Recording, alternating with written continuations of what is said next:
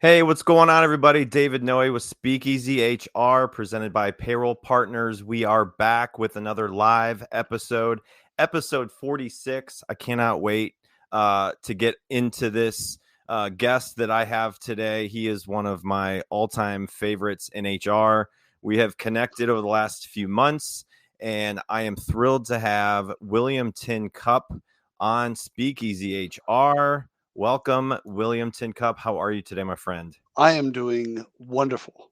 And I get the most questions about how to pronounce your last name. No And E I without a Y. I know what it is, but every time someone says, yeah, speak easy, or the David, no no E, I'm like, seriously? There you He go. announces his name at the beginning of every one of his shows. Come on, get in the game. Get in the game. There you go. It is all right. It is all right. There is obviously a family in the bourbon game with the last name, which is part of my background. This little box back here, Mm. Booker No, which is part of the Jim Beam family of bourbon. So a lot of people call it No. I'm fine with that. I'm not related to him, but I should maybe be. there is if you go to my website, which that has actually a picture of uh Booker's grandson, which is now one of the guys at Jim Beam. Very interesting. We look alike. It's crazy. My wife's like, I think you guys are like brothers from another mother because Uh-huh. you guys look alike. Yeah. Yeah. So go out there, find it on speakeasyhr.com. You'll find out on I ancestry.com at know. one point. You're going to see a DNA match. You're going to be like, what? I know. I got to do No. that. I got to do that. I've been thinking about it for a long time. So, speaking of speakeasyhr.com, brand new blog of the week, which is accountability. Everybody needs to hold themselves accountable, have accountability in their lives. So it's pretty easy. It's a word, simple word, powerful word every week that I'm featuring out there. So go check it out, subscribe, look it up. You can see all previous episodes. You can see other information about Speakeasy HR. If you are new to this podcast, welcome. If you are returning to watch this other episode that I have today, welcome back. We are live on LinkedIn and YouTube. And I also believe we are streaming on the WRKdefined community social media as well. So we're here to ask Tin Cup questions. We're here to pick his brain on really anything in the world of HR and business and AI. So I've got tons of questions that we can get into, but we would love to hear from you in the audience. If you are thinking of a question, throw it in the chat. Would love to hear from you all out there. So, for those of you who have not heard of William Tincup, if you want to start and just kind of tell us about your past, because I've Mm, been following you I've been in HR for almost 2 decades, and I think you were very active on Twitter, X, social yep. media. So I saw your name early on in the game of HR and business, and now I get a chance to have a conversation with you on this podcast. So take us back to, wherever you want to start. I know you went to the University of Arizona, you live in Hmm. Texas. Yep. So let's hear about your past a little bit and kind of lead it S- up to what you're doing now. So I've studied HR and recruiting and both the practitioners and also the technology that supports the vendors. I've done that for 20, good God, 25 years. And so it's one of those deals that if you do something long enough,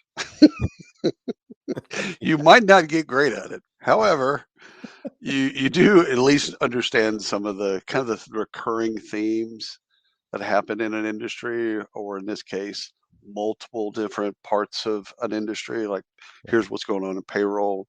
For a long time, payroll wasn't sexy. Now, because of AI and because of what you can do with all this data, it's actually kind of really sexy.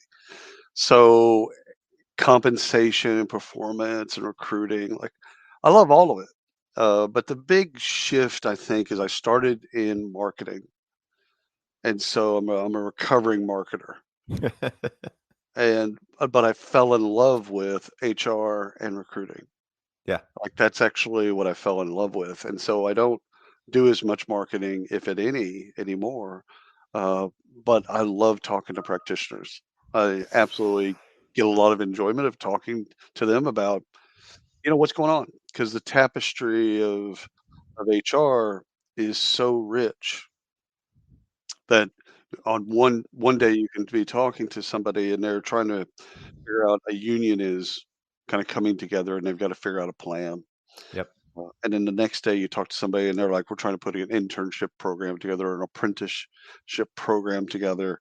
And Wednesday you talk to them and they're like, our CEO just got into a lot of trouble and we're trying to figure out what to do. The board's meeting, blah, blah, blah. Like every day it is something not a little different, like in sales, you know, massive differences. And oh, Yeah. by the way, they're responsible for all of it. Yeah. So I love that, not just the complexity of HR and recruiting, but also that by and large, most of the HR practitioners I interact with are hopeful. They're Yeah. so positive. Yeah. Whereas most marketers, the longer you go in a marketing career, the more jaded you become. Yeah. And that's not true of HR. And these people are dealing with all of the dark stuff, pay inequities and sexual harassment claims and investigations, like the darkness, Yeah. the darkness of an organization. They're not just dealing with it; they're still hopeful, Yeah. which would crush most people. Yeah. Well, the workforce is evolving, how we Yep. hire is evolving, how we develop people, and I just cannot wait to pick your brain on all these topics. Bring it. We are live on LinkedIn and YouTube. Joe, Mr. Tincup. Hey, Joe. We got Joe in the house. Welcome, Joe. Thank you for joining. So this question, I haven't really asked a lot of people as they explain their background. Yeah. But I feel like it's one that every single time I have a guest moving forward, I'm so intrigued to hear the answer to this question. So what is the biggest piece of advice you've ever received in your career? It was early in my career. I was probably in my late teens, and I had worked when I was started when 14, so I was one of those bits. But it was never quit because of one person. And the advice rang true for that particular instance, but also future jobs. I didn't get rattled Yeah. I allowed myself the space to go, okay, that person, I don't really need to spend a lot of time with that person, Yep. whatever. But I allowed myself the space to go, you know what? Everyone's different. Everyone kind of comes at problems different. I remember being in business school, you'd have these guys, and it was mostly guys, so I could say this. They'd come to the case study meeting and they go, I have the answer. And it's like, if you've ever studied cases, there's not an answer, there's multiple answers. And it's just proving the logic back to what you believe the outcome should be. And so I'd always stop people with like, okay, first of all, stop with the I have an answer. You have an answer. Let's pressure check it. And so it allowed me the freedom to be around people that are different from myself, maybe even super aggressive, and people that I would automatically just distance myself from. I had a store manager that took me aside and said, "Well, listen, you've got a pretty strong personality. You're not everyone's cup of tea. You probably know this by now at 15. However, here's the deal: these other people add value too. Yeah. They just do it in their way. Yep. So give them space. Back Yeah. up a little bit. Don't be so quick to judge." And that helped me immensely. It still does, actually. Yeah. Anytime I find myself getting too hyped, Yeah. I then think of that. It was Jim George was the name of the store manager, giving me that advice, pulling me aside as a young man, and going, "It's okay. It's you know, no one's going to die here. Yeah. It's okay. Just ease back, dial dial down, and don't Yeah. quit because of one person." Yeah. It's great advice. I love Yeah, that. Well, thanks for sharing a little bit about your background. Really, sure. now we're in this work defined Yeah. podcast community environment now, and so you and I got connected over the summer, and Yep. it's been a an awesome opportunity to work alongside really a lot of other podcasts in the market of HR and business and payroll and really getting to know these people. So tell us a little bit about WRKdefined. When did that all start with that? So end of 23, Ryan and I were leaving Recruiting Daily. We had podcasts and we were looking for a home. So we knew we were going to start this bit, and but we didn't know that we were going to start a podcast network in particular. We knew we were going to do something with our podcast, and then we decided other people started to become interested in it. This is February, mid-February of 24. Other folks kind of showed some interest, so we're like, well, the more the merrier. I mean, we're all independent. Being an independent podcaster is a very, very lonely pursuit. It is you're out on a boat in the middle of the Caribbean by yourself, doing your bit, and it's nice to have. I think we're at 63 shows now, and it's nice to have other people bouncing ideas off of each other and us. So now it's like we can then play with people. That's like, oh, okay, that's cool. I hadn't even thought about that. And it's some type of social promotion. It's some type of collab. It's something that they're doing that we would have never thought about. And so I'm excited for the network to grow and kind of, just become better and better and better with analytics and all kinds of stuff like that. Just larger reach. Yeah. But I'm also probably equally, I guess I'm equally excited about just interacting with other hosts. Yeah. Like that. And like Rick Gerard, he's probably has 300 podcasts under his belt. He's just never had another podcast host to talk to. Yeah. So you've got newbies, shows that are starting. You got people at 50 episodes. Some people that 100 episodes is kind of what 6% of podcasts get to, which is a hard number. Once you get past that number, then things kind of get easier. But also just being able to collaborate and bounce ideas off people, I think, is really wonderful. Yeah. Yeah, it's been really exciting to be a part of that. I've talked to a lot of the podcast hosts. I've connected with them. We have a fun interactive Slack channel that some people get very involved in and some don't, and that's okay. Yeah. But you know who you are out there that are active on it, right? So it's one of those deals, and it's probably me because I don't like Slack, and it's only because my last company experience, it was over Slack, the notifications drove me. If I would hear that, I would automatically send me into a negative space. Yep. So when we started it, we were like looking around for other ways to do it. We're like, it's actually Slack. This is the answer. We're just going to have to go with it. So when I'd add a guest or I'd add a host, I'd say, you can be as active or inactive as you want to. It's not that big a deal. Just introduce yourself. And then if you don't ever want to log in again, that's fine. Yeah. But know that we're there. Yeah.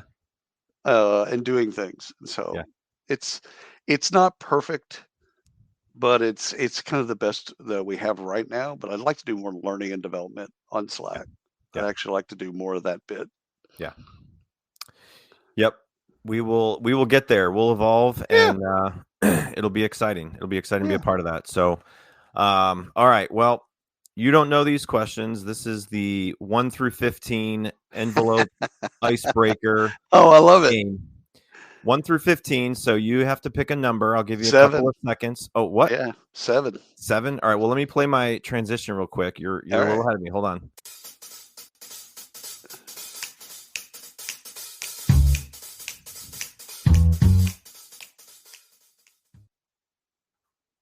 Did it play? I don't know. It did. 7 is to Cherokees. And so sacred pre-contact that you never said it. Number 7. Number 7. Okay. What's a random skill or talent you have that people are always surprised by? Random skill or talent. I think Hey there, I'm Tim Boris, host of the Working Well podcast, where business strategy meets human sustainability. If you're an executive, a leader, or change maker ready to ditch burnout, build thriving teams, and drive real results, this is your next must listen. Tune in on the WRKdefined network or at timboris.com/podcast.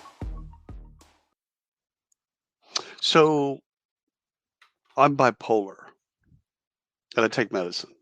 Okay. So diagnosed back when it was called manic depressive, when they rebranded it, called bipolar. Yeah. It's the same thing. It's just basically Yeah. retouched up. I have a form of it called hypomania, Okay. which means that about 90% of my life I'm in mania. Okay. 10% of my life I'm in depression. So high highs, low lows. And the low lows are suicide tendencies, suicide thoughts. So when I say it's not like you're sleeping a couple extra hours a day. No, you're thinking about how to kill yourself. So the low lows, they're dramatic, and it's always been there. The high highs is like the art you see behind me. It's like I get into something and then I just can't stop. And what people are surprised, even on medication, a lot of people don't take medication for bipolar because they think that it's going to tamper down their creativity, which is kind of the biggest lie you can tell yourself. Yeah. One of the biggest lies you can tell. It absolutely does not. I take 300 milligrams of Wellbutrin and 10 milligrams of Prozac a day, every day, and will for the rest of my life. I can be creative on the spot. So it is a little jarring or not jarring, but interesting for people to interact with that, because they're like, I don't really like to think about how we can ... and I've already got 3 answers. Like I'm already to the place. And so they're like, whoa, wait a minute. Okay. Live ammo. So, my friends and family, they know this. Yeah. So they know if they ask me for my opinion, I'm already going to have things there. Yeah. Because I can access it really quickly. And that's just how my brain it operates. I Yeah. can go to a creative place in an instant. And thankfully, because of medicine, I don't have the low lows. Yeah. And I think that's I think the people that are new when they first meet me, when we hang out or whatever, like it's never off. It's not one of those deals where I turn it off or it can't be turned off. It's just on. Yeah. And so instant creativity. Yeah. Well, thanks for sharing that, because I know about your paintings in the background. We've talked about that. And Yeah. I'm like, is that real? Is that a backdrop? He's like, no, I've painted all those. So it's impressive. That's impressive. So yeah, everybody's got something. Everybody's got, as you know, everybody's got something. Oh yeah, absolutely. Well, I cannot wait to get into some of these questions. I think we have a couple in the chat that we'll obviously get to. Sure. So if you have questions, this is your time to ask Mr. William Tincup. So just 1 minute, a quick message from our sponsor, Payroll Partners. If you want to grab a drink, refresh, and we'll be back here in about 1 minute. Finding a new employee takes time and money. For one position on a single job board, you could easily spend a minimum of $5 to $10 a day advertising a job post. It's worth noting that the average time it takes to hire a new employee is 36 days. However, it can take longer than that. You could find yourself paying hundreds of dollars a month for a single job board. And if you're using multiple job boards for multiple positions, this could add up to thousands of dollars a month. There is a much simpler and more affordable way of finding the right candidate. At Payroll Partners, we offer an applicant tracking system to help manage your hiring process. Our ATS is customizable, allowing you to decide which days you want to run the job and when to close it so you don't break the bank. And this feature lets you e-blast your network, posting jobs on multiple boards at once, all managed in one location. Payroll Partners, elevating your payroll and HR experience. So if you are, thanks. Yeah, I know what people struggle with in their business with payroll and HR tech. Mr. Tincup knows that as well. And a lot of it comes down to service, support, the right fit for the right company and what you use. So if you are not happy with who you have, if you are not looking at your technology and saying, oh, this is going to work for us long term, connect with me. I'd be glad to talk to you about what we have to offer, which is very dedicated support, very dedicated service model, great technology behind all of that. And we have people, we have 40 people on our team that really care about businesses and how they operate, big and small. So there we go. And here we go with the questions for Mr. Tincup. We've got a few people in the audience listening, so I definitely have a list if I didn't have many, but we do have a few already. So Mr. Artrell Williams said, looking forward to following you to 100 episodes, David. Thank you very much. Loves the artwork by Mr. Tincup. Joe, you're a wise man, Mr. Tincup. So everybody is enjoying your advice so far. So I don't know if this is really part of where you want to go with this conversation, but Sure. he would like to learn more about L&D, Slack idea, and use case. Yeah, I think it's micro, well, just in time.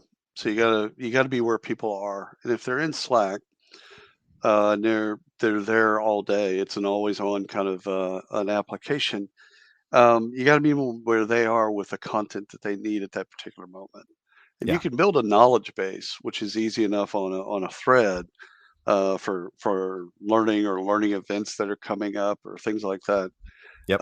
But I think it's finding out what people need to learn. Done. So some type of simple survey or poll. What do you need to learn this week? We don't need to go out 6 months or a year.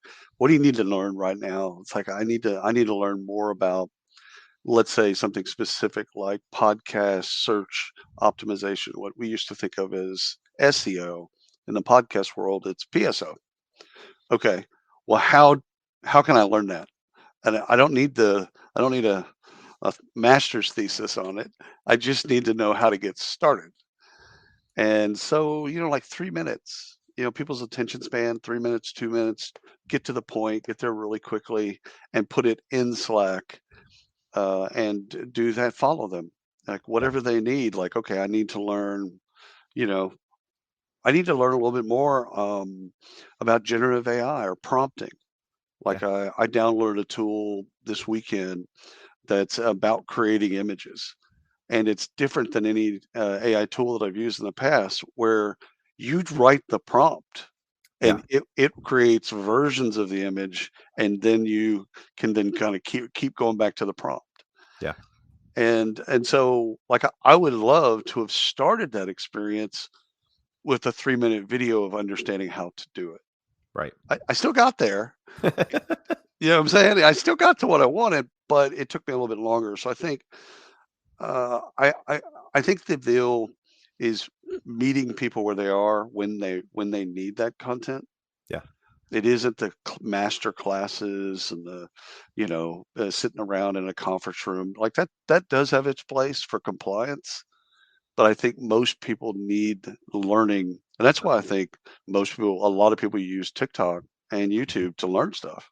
Oh yeah, because you just type into it and go, I want to learn, this, and now they got 19 videos that they can watch. Yep. So which is great, but in a business context, I think a lot of it is just real small stuff. Yep. To then get them started. Yep. I forgot about this little mini air horn I had in the background, so I gotta play that. There's a new addition to the little That's props very that cool. I've got. So thank you, Artrell, for the message, the question. Next one, Daryl Irby. What disruptive AI technology solution will make the next ripple in the industry? I've those.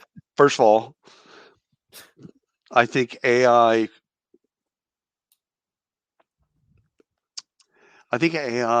actually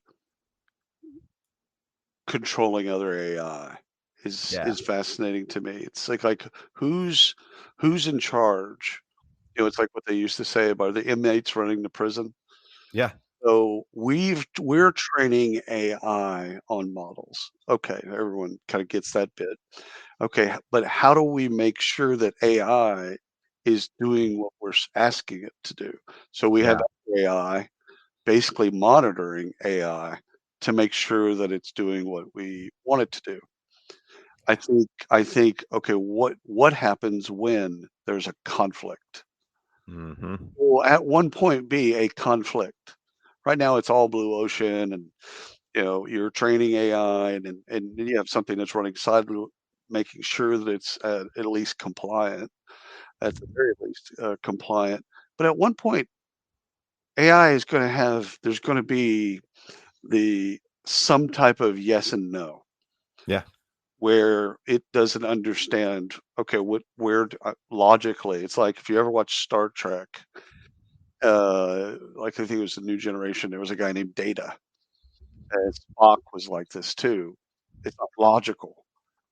Everything in AI is logic based. Mm-hmm. Okay, so what happens when emotion or things that are illogical happen, and how does that get reconciled? And I think, Daryl, I think the next thing isn't about AI. I mean, all that stuff kind of plays as it should. Are you building your own model? Are you using someone else's model, of AI model, etc.? The more data you put into it, the smarter it gets. Like I think we all kind of get that bit. They get generative and agentic AI, but I'm actually fascinated to kind of watch quantum computing because they can't figure out how to cool it down. Yeah. And once they figure out how to cool it down, there's enough people that are interested in it to figure out how to cool it down. Yeah. It'll be able to take computing, what we do in computing, by a magnitude of, a million times. So we still have is a limit on what we can do with computing power. Yeah. We don't think that way because we think of all the positive things that happen with AI, but we actually have a limit. What happens in a world where it's limitless in terms of computer power? Yeah. So, I mean, it also could be a dystopian movie that scares the shit out of you, but I'm actually excited about that. Yeah. Both what we do with AI and what we learn. And as we learn, we share with other people like, hey, I did this thing. I like all of that. Right. I think it's a great time. About when social started, you just tried stuff. Yeah. Like just do spaghetti against the wall, right? I Yeah. think I think AI is like that in a lot of ways, where you're just like, let's try it. Oh, it doesn't work. Okay, go to the next bit, see if it works. I think again, if you take that not as a threat, Yeah. like a lot of people do, they take that as a threat to their job, to their livelihood, threat to whatever. Right. I don't. That's not going to help you, even if it is a threat. It's not going to help you to think about it being a threat because you Yeah. can't control that. What you can't control, like what we tell our children, you can control your attitude and your effort. Yeah. That's about it. Yeah. So it's no different. So with AI, you control your attitude, your effort, and your attitude is okay. I'm terrified. I'll go to a negative place. I'm terrified. Okay, I'm going to be less terrified tomorrow. And your effort is, I'm not going to avoid these tools. I'm just going to go download stuff Yeah. and try it and see what works and what doesn't. Right. So, how can HR leaders, in everything you're saying, really try to effectively balance the technology and the human connection in an organization to really engage people still and really make it effective as we Yeah. move forward, do you think? Anything that's repeatable. So I saw this quote the other day that AI is coming for uh, the task you hate. Mm-hmm. And it's true. There's a whole lot of we go into any part of HR and there's stuff that we've done and we've just done it forever. We don't really like doing it. We've never really wanted to do that. So AI is coming for that. It's going to put a refinement on that is much better than what we would have because they're excited, even though Yeah. they don't have emotions. They're excited to take on that stuff because it's repeatable. It's just like, okay, I got this. Yeah. Whereas every process that you have in HR, no matter where you lie, you look at your process and you say, okay, all the things that can be automated, we need to automate those. Yep. Okay, where we need to augment. Okay, let's look at that. And then you start looking for the moment of humanization. Where do we need our humans to be? So in recruiting, you do like all the sourcing of finding talent. and posting jobs and all this very, I'd say, basic stuff that we've done like champions because we had to. We don't want to. Who wants to write a job description? Nobody. Like, why are we doing that? No one. I'd rather stick my pencils in my eyes. Like, no one needs to do that. There's a better way to get to that outcome. However, in that, if you're looking for that moment of humanization, that interview, instead of me only being able to spend 5 or 10 minutes with that person, I've got 5 candidates that I really love. They're highly matched. I want to make sure that I know everything about these 5 people. And that way I can be an advocate for all 5 candidates to the hiring manager. That moment of humanization is more important than all that stuff that came before it. Yeah. And so you're looking in your process of where do I need the humanization? Where do I need that human to be? And all the other stuff that's routine or regimented or tactical in some ways, especially if it's repeatable tactical, I don't need to be touching that. Right. There's a better way. Instead of fighting it, it's like, let's find the better way, install it, and then check in on it. Make sure it's doing. You got to do this with all AI. Checking in, is it doing what we wanted it to do? Right. Yep. Another question from Daryl: how does payroll utilize AI? Oh, I think this is fascinating, Daryl. I think it's understanding where we're spending, how we're spending, and even things like, when are people taking off? When are the days that people are they taking all their days off?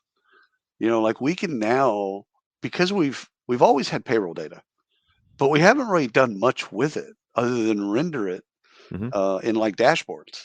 Yeah. Here was February, here's March. Like, okay, great. But now we could go into is with these micro insights. Like, did you know your staff that works in Tennessee or works in Chattanooga, that they take off more Mondays than the rest of your staff in your southern states?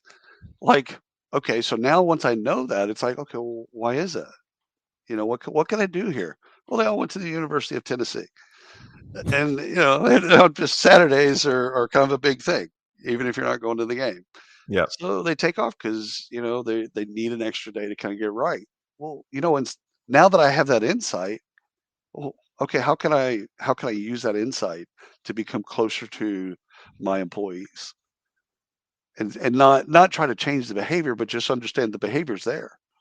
So it's like, okay, hey, listen, for all you Tennessee fans, here's the deal. Here's what we're going to do.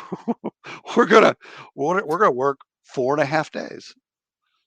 We're going to work, differently than other areas. I think that gets to kind of one of my pet peeves about HR historically is that we want to treat everybody the same and cookie cutter experiences for them. Yep. And I think we lose people when we do that. Yeah. Is because we're not personalizing it to them and their life and what they're going through. So I think, Daryl, I'm excited about the data that can come out of payroll data and what we can do with it to create insights and also create outcomes and ultimately better experiences for our employees. And it's been laying there forever. We've just never really kind of thought, how do we use payroll data? Like it's the boring data. It's core HR. It's HRS. It's like whose birthday is when. Well, like there's some fun stuff that can be done in there, and also there's some strategic things that can be done in there as well. Right. So it's not just the EX. You could start to get a real good understanding that actually connect to your financial folks, your CFO, etc., because they see it as flat too, just as we see it. But if we could give it a little texture, a little color, and go back to them and go, here's what's going on in payroll. Yeah. Now we're building relationships outside of our department. Daryl wants to know about payroll partners utilizing AI. We definitely are. So Daryl, we should connect. Be happy to explain that more. Talk to you, see what you've got and how we can maybe help. But I want to shift a little bit to just the future of HR and how HR is evolving for the next 5 to 10 years, because I feel like jobs available in 5 years haven't even been created yet. People coming into the workforce, they're in a situation where it's just a really weird time to be finding jobs. It's a really weird market. And 5 to 10 years from now, I've been in HR for almost 2 decades. You've been around a lot. And so as you are hearing things from HR tech and these conferences you're going to and the trends, where do you see the role of HR evolving in the next 5 to 10 years? Well, I think, okay, so a couple things. If you're a current CHR or a VP of HR, you have a choice. Either you double down and you're basically like, I'm going to learn this. I'm going to be excited. I'm not going to get run over. I'm just going to go have fun. Yeah.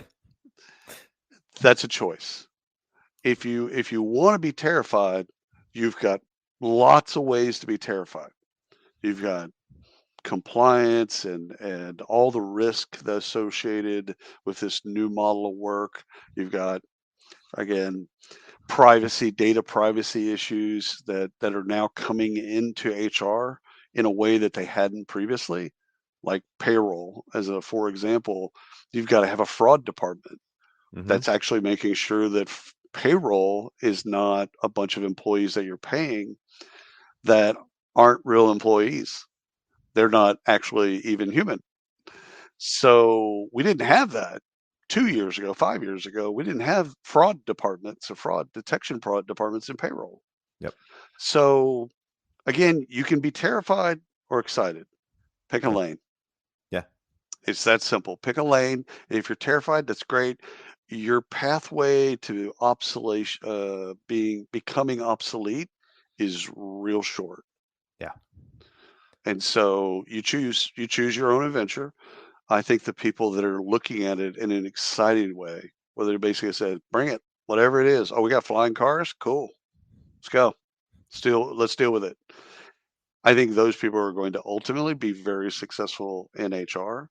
Yeah. The second thing I would say is a lot of what people are saying, I think, is true of the next level of HR, the next kind of, wash of HR leaders is going to come from outside departments of HR. Yeah. It's going to come from sales. It's going to come from ops. It's going to come from other departments that aren't as terrified of AI. And I think that's where you run the risk as an HR leader. Again, if you're terrified, you're the problem. Yeah. So the business will then shift. And they'll say, hey, Janet in operations, she's not terrified by AI. She can learn or hire experts in the HR industry. Yeah. She can hire an HR consultant. They'll teach her the industry. She's not terrified by AI. Yeah. She's going to take it on. Bring it. And I think that business leaders are going to get kind of a shorter and shorter kind of fuse to then make that change. And I think it depends on the size of business. You have those businesses that are getting big enough where they need an HR full time. It's usually about 100 employees. Yeah. So you're going to have those businesses that are like right at the 50 mark, and they're like, oh, we need someone to do HR. Who do we have to do HR? Or can we hire a consultant? Or there's all kinds of different service models, right? Right. We have a service model that offers a little bit of HR service. It's not a full-time HR consultant. Right. But if you need a tool or a template or a work, a handbook or something, like there's a way to do that. Right. So it's all about how you have to stay compliant in your industry, right. in your market. If you're handling recruiting, if you're handling onboarding, what does that look like? If you are a small business in Kentucky or California, you're going to have a different industry and you're going to have to find those right people. You're going to have to recruit them, retain them. And it's just, so it's very specific to the industry. It's very specific to, and that's, a lot of businesses we work with, they're, under 3,000 employees. Some have a full HR team. Some are in our payroll software every day. Some never get in. They fax their time cards to us. Still. Oh yeah. They drop them off at our office, and they're old school, and they're going to stay that way. And again, some of that is the die-off of boomers and Gen X.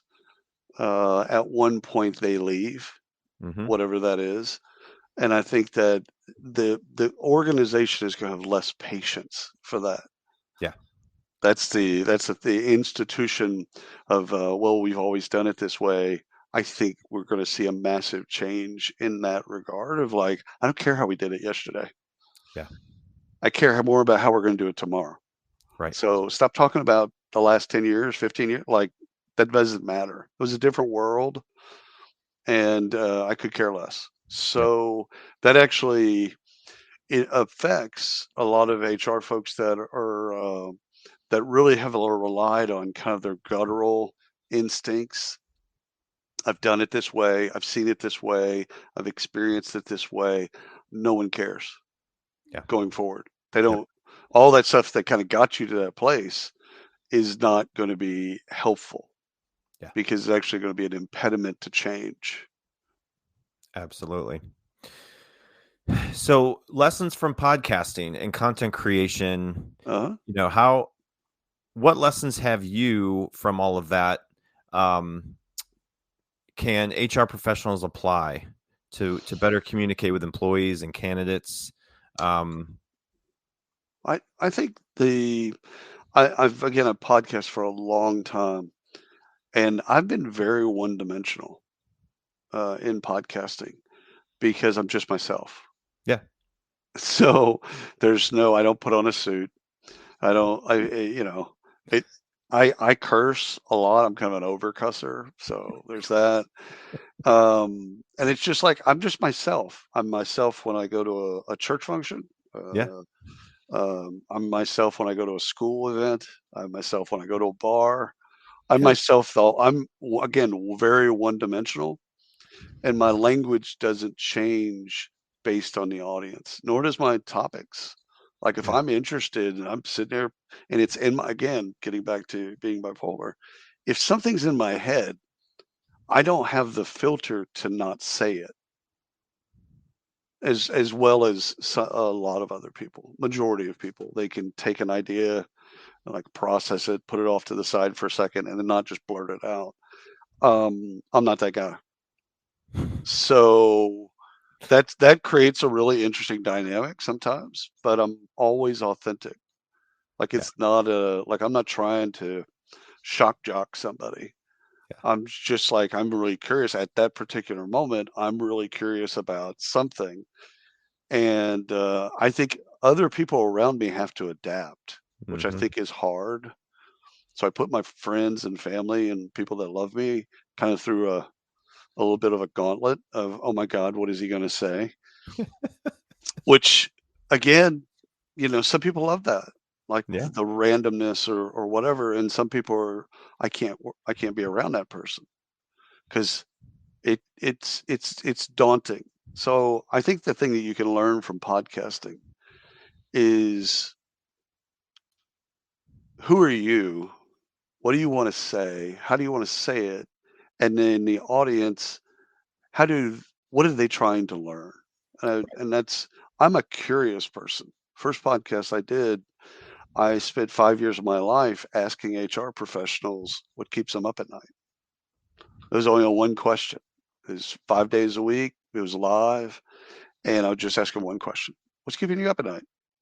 Because I was trying to learn what was really top of mind for them. Like, really top of mind, not beige, not simple, like real, get really into the trenches of, I'll tell you what's keeping me up at night.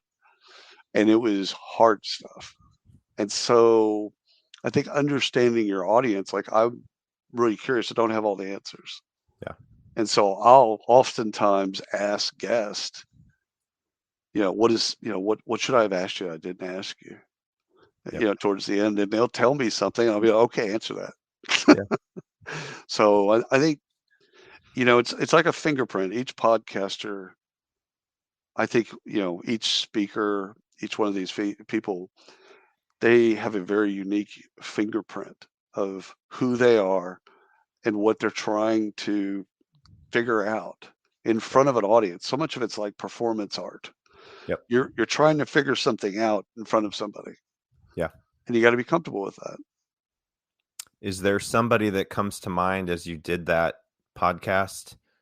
Is there one guest that always stands out as like the one that you remember the most? Oh yeah, Charlie Judy in Chicago, because his answers were never simple. Like it was really in depth. Yeah. Our organization has a problem with, and it's something, empathy with the clients around something difficult, blah, blah, like something really difficult. And it's like, okay, how are we going to solve this in 30 minutes? Yeah. And I like that. I enjoyed the puzzle of that. It's like, have you tried this? Have you tried this? Have you tried this? Have you tried this? And going back and forth with Charlie, he's just a smart HR leader. And also because he came up as a CPA. So he came up through accounting and finance, and then he joined at the lower levels. He joined HR and then went up to becoming a CHRO. He's a CHRO now. He understands dollars and economics and all of that stuff way better than most HR leaders. Yeah. And so his questions were the things he was trying to solve for were always more complex than anybody else's. Right. Yeah. Well, you bring up a good point, because I've seen it in my organizations I've been with and how they value HR. And the ones that don't value HR as much, I always would look at them and just think in the back of my mind, like, how long can I stay here if their value of HR is not what I think it should be? Right. And I've been in large organizations. I've been in small startups, consulting, all kinds of industries. And the industry or the company size and the ownership, how they value HR, and if they feel like it's bringing value or if it's just another job that's not bringing in any revenue. Right. So I guess for people listening that are not maybe into their career of HR for 20 years, and if you're not feeling valued at your company, it might be time to just decide to leave. Yeah. Make a decision. You know what I mean? It's you get what you allow, right? Yeah. This is unfortunately it's a topic that usually comes up around domestic abuse, but it's also true in HR. If you allow people to disrespect you, well, they're going to disrespect you. Yeah. If you allow finance not to fully fund your budget, well, that's on you. Yep. And I have a similar thing, but it's different in the sense of I can't work for stupid people because I break. Yeah. So mine isn't, when I look at do you value HR or not, I could figure that out and maybe become an advocate to change that. But if someone's stupid, like I can't be around them stupid, I break. Yeah. Because I can't fix that. Yeah. Like I really do focus on the things I can control. Yeah. And kind of like really myopically, like, okay, I can only control these things, not just my attitude and effort, but these are the things I can control. Someone's stupid, I can't control that. But I also know that I can't be around it because I'll break and then I'll break them. And nobody wins in that scenario. Me especially, because I don't need to be doing that. But when I've found myself in those situations, I get out of those situations really fast. Yeah. Yeah. But I do like do you value HR? That's a really good one, because again, either they do or don't. And you could say it's a spectrum, but at the end of the day, they either really value and they cherish the relationship with I'm thinking about other executives. Yeah. They either cherish HR, just like we cherish sales. Yep. We cherish operations, marketing. We cherish these people because they're experts at what they do. Right. And so I think if that's there, I'm down. I like that. Yeah. Yeah. Joe said you would look great in a suit, so maybe next time we can we can both wear our suits the next time. Joe, I don't own a suit.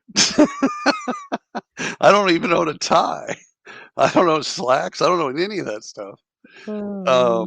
I think it would be odd. I think if I really wanted to freak people out, Joe's got a funny point. If I really wanted to freak people in the industry out or my friends or whatever, I'd show up in a suit. Now, the irony of ironies is when I was in business school 100 years ago in the 90s, I went to the Philippines the summer before, and went to Baguio, which is northern Philippines, Okay. and I got suits made. I got 12 suits, and they were about $10 a piece. Wow. And these were like suits that you'd get at Neiman Marcus. Yeah. They're great suits. Yeah. So I would wear suits on random days just to mess with the other business students, because everybody's wearing their regular attire and whatnot, and I would just suit up. The mind games of business school. I just suit up, and people would always be like, "Hey man, what you got going on?" Something later. This guy's got Something later. Just vagary. Just a little something. Just vagary. I got an interview, or Yeah. just do this bit, and I would just for no reason, I just played this game just because I had these suits. That's amazing. So most good. of my friends from business school, spent a long time. They're like, "Man, what were you doing? You seem like you were interviewing all the time." I'm like, nah, I was just going back home. I was just playing mind games with people. It's my gosh. Yeah, and it's only because I went to the Philippines the summer before that I had suits. So it is kind of funny, but no suits now. I'm out of the suit business. There you go. Well, I'm going to throw one final curveball to you. Ooh. So what question do you want to ask me? And you have to also answer that question. So maybe it's not the podcast question you asked everybody, what keeps you up at night, but how'd you get into bourbon? What was the game? I mean, you're in Kentucky, so I get it, but how'd you get into it? Because you're a connoisseur. You actually know bourbon, not just some person that buys bourbon at the liquor store. I think during COVID, I was able to go to a lot of distilleries. Yep. And they were still open. And I started meeting people, and I started learning the history that's been around forever, and how these guys and these companies started, and what went on before Prohibition, right? What happened after Prohibition. Like this bottle right here, this didn't make it through Prohibition because it's now a bunch of browned water. But this has wax, and this stamp. This this was bottled in 1937. It was made in 1916. So this is like a piece of history. Yeah. That goes back. So I've been able over time to just meet people that are in the business of bourbon, work at distilleries. I had previously somebody from Lofted Spirits as a guest. And so it became just something I was really interested to learn more about. And obviously you can go to a lot of different really cool bourbon bars, right, and find things that you just can't elsewhere. So it's just become a hobby. And it's just like anything else. You can get addicted to alcohol. You can get addicted to anything. So it's having that fine balance of enjoying it, but not making it like a true addiction, because through COVID, I feel like a lot of people drank more in COVID, right? So 100%. There's a lot of people that made bread. Don't really understand that deal either. But the thing is I was telling my son about this, about alcohol. We were talking about it the other night. I said, listen, here's the deal. I have a relationship with alcohol. Two things. If it ever impacted work, I'd stop. Yep. And so if I stayed out all night or whatever, I went to work. It might have been great, but I went to work because I'd never let the addiction, vice, whatever, impact my work. And the second part is I think everything in moderation. I think that's probably a Catholic thing. But it's again, I like Scotch just as you like bourbon.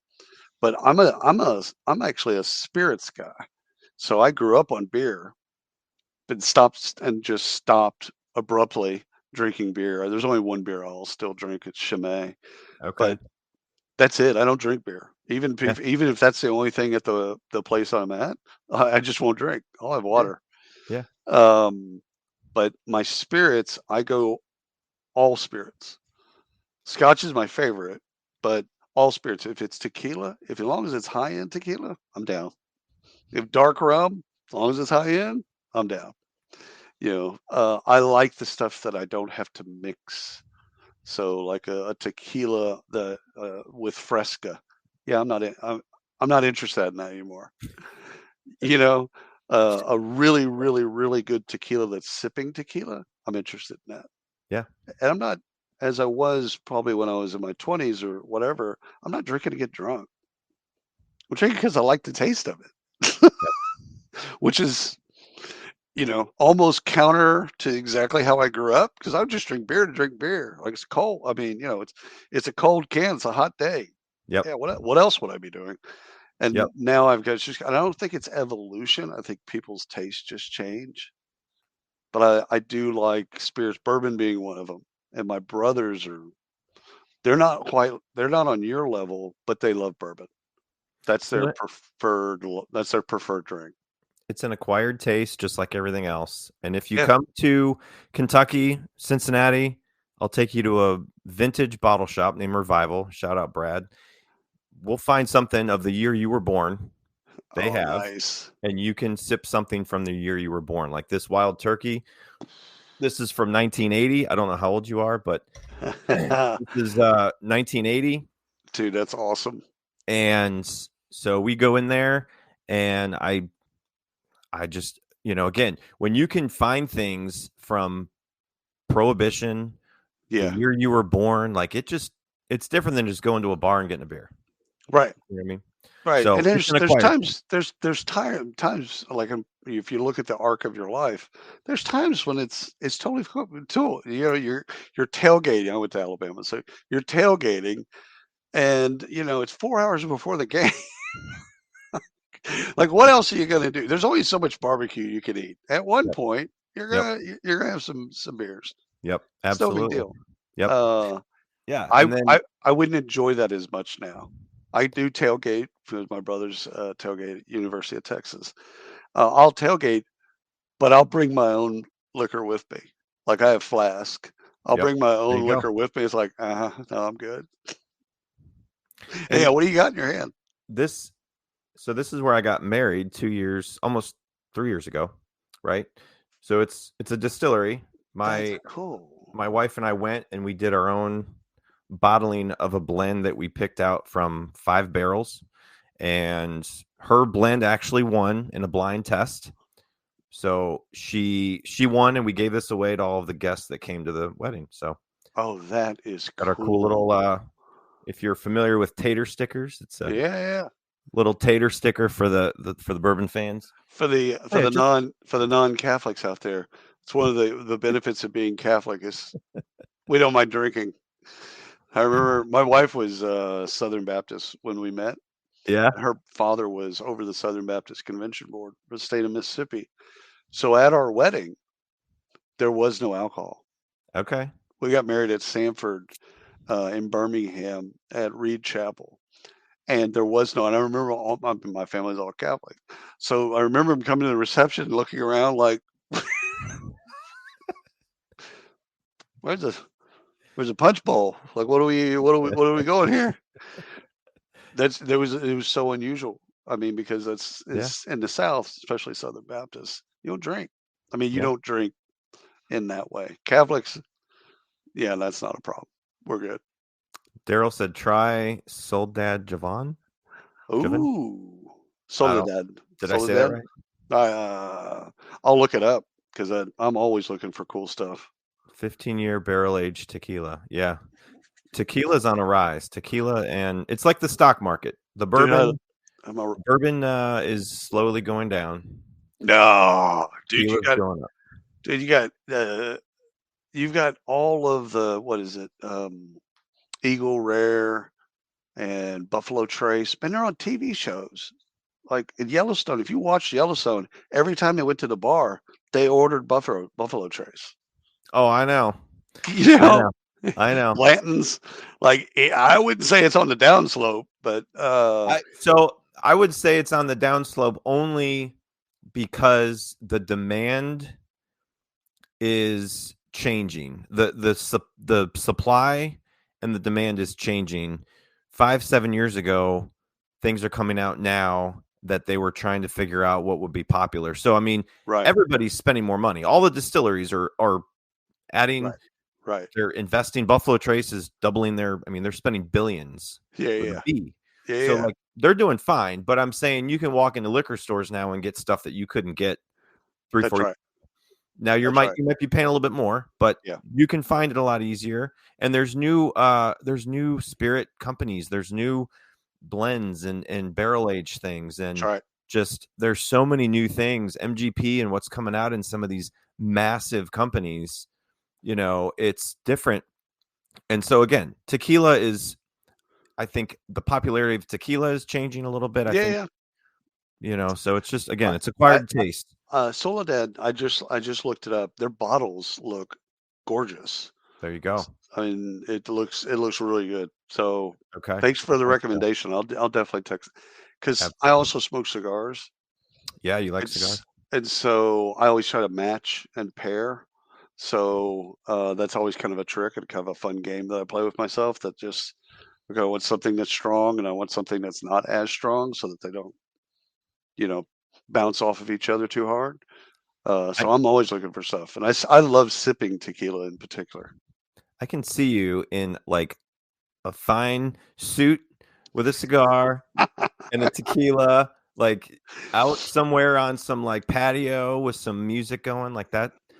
Dude, if you ever see me and you've like, I wonder if he's made a lot of money somehow, it'll be me, and there'll be an entire karaoke band behind me, just walking through conferences. Like that's how you'll know. You'll go, oh, okay, mariachi band. Yeah, he's lost all interest and won the lottery and doesn't care anymore. Here comes Tincup. Here comes Tincup. And you know, you can mute all the instruments, so you could just have them doing their bit and it's not blaring. Oh man. Just have a mariachi band just following you around, man. Like, all right, cool, let's go over here and see what these people are doing. Yeah. So do it. Well, this has been a blast. I thoroughly enjoyed having you on. For those watching still live, appreciate you being on. If you're not looking at the WRKdefined podcast community, you can scan the QR code on the screen, but it's pretty easy to get to. It's WRKdefined.com, and SpeakEasy HR is a proud part of that community. So it's ever growing. Like Tincup said, we're over 60 podcasts, and it's growing, and it's just a great group of different approaches to a lot of topics in HR and business and payroll. So check it out. Obviously, keep in touch with SpeakEasy HR as we move into the fall. I got a lot of fun guests talking about AI and recruiting, and next week have another that's part of the WRKdefined community as well. So thank you very much for coming on today. Dude, it's been great. Thank you so much for having me. Yeah, absolutely. We'll be back next Monday for episode 47. Everybody enjoy your day.